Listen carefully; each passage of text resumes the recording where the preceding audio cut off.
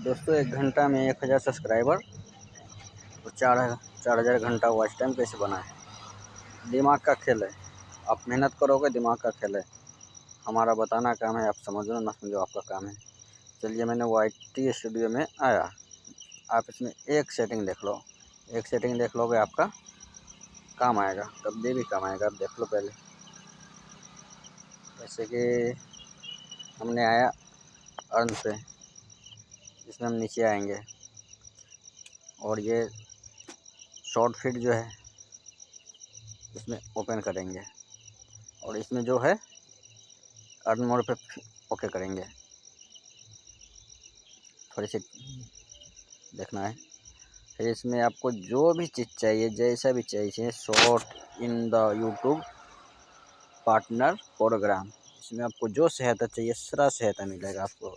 एक बार आप ट्राई करके देखो, सब चीज़ मिलेगा इसमें।